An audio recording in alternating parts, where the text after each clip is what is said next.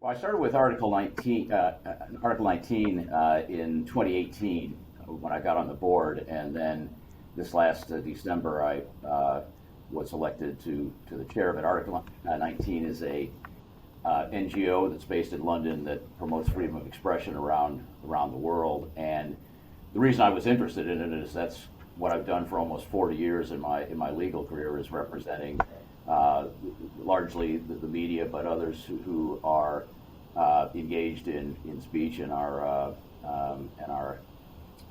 sometimes sued by people who don't want them to speak. And so Article 19 is really just an extension of what I've done my entire career. And I got interested in that practice of law. I think it's very interesting because you're obviously arguing issues of a constitutional dimension, but libel defamation trials are also very involved and a lot of theater. So I liked the drama of them, but I also liked the fact that I felt that we were doing something that was important to our democracy.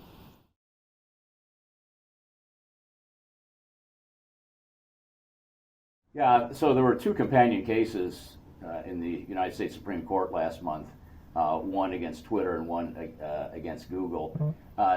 Slightly different issues, but generally looking to see whether the protections of Section 230 of the Communications Decency Act continue to protect platforms from liability for third-party content that is on their platforms. The family members of two people who were killed in terrorist incidents sued, in one case Twitter and the other case Google,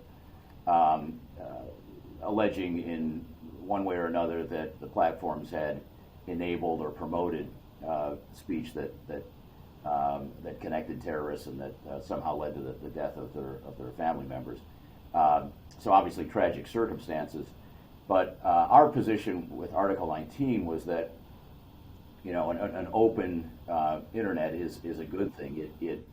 It has served democracy more than it has compromised it. Now, is there a way where you could moderate content in a different way than is being done now? Perhaps. But our view in Article 19, and as the view of many others, is that should come from Congress. Congress was unequivocal about the protections of Section 230, and it led to the growth of the internet as we know it today. And anything that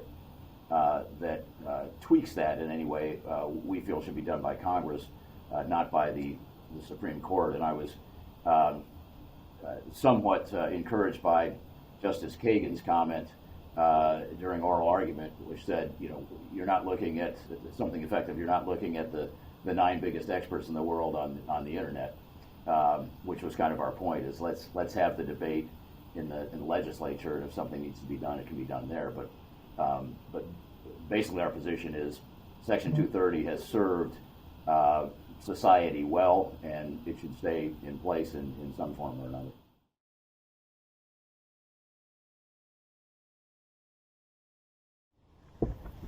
I played rugby for 17 years, and when my playing career was winding down, I wanted to stay involved in the sport. I loved the people in the sport, had great friends, had great role models, and so I ended up on the board of USA Rugby, which was the national governing body for rugby in the United States.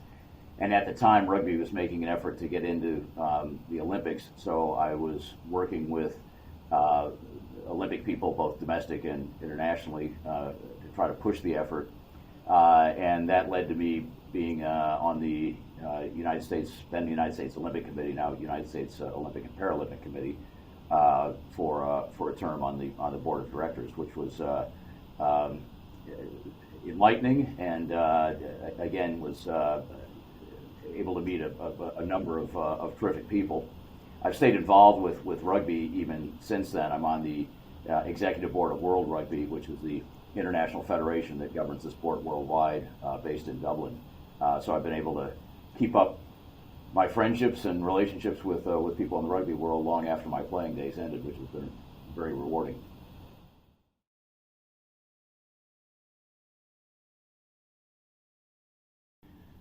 My writing career is actually, well, I do write a number of legal articles, but I write for many years I wrote a monthly column for Sports Travel magazine. Now it's about a quarterly column. But it's fun because it gets me away from the confines of brief writing or even legal article writing, and I can just be more creative and write about things that I'm passionate about in the sports world. So I've been doing that since 2006, and a compilation of the first 6 or 7 years of those columns was published in a book, and I'm due for a second book probably sometime in the next year with the compilation since the first one. But it's been fun, and it's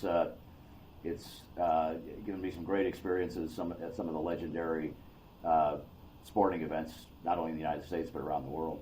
You know, I don't consider myself in any way a sports writer. It's more of an essayist, because I don't write about the X's and O's of the games. I write about the fan experience. You know, what it's like to be at Wimbledon, what it's like to be at the Masters, and you know, you don't often get sort of here's the fan experience, here's what it's like, and the magazine is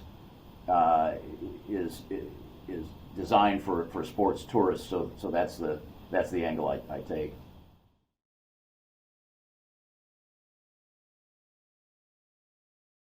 I became a hero to a bunch of young children in I guess it's probably the early '90s when Barney Mania was first starting, and I handled 2 copyright matters for Barney the dinosaur, and my daughter and all school kids preschool kids of her age were obviously very enthralled with the idea that I was representing Barney the dinosaur. Well, Barney the dinosaur, the studios originated here in North Texas, in Allen, Texas, and the folks that created Barney the dinosaur were local here in Dallas. So it was the early stages, and the first case I handled for them was a copyright case over the Barney signature song, "I Love You, You Love Me, We're a Happy Family," and then there was another copyright issue shortly after that. But it was really just because of the location, and you know, I had some experience in musical copyright, so that's how I got connected with Barney.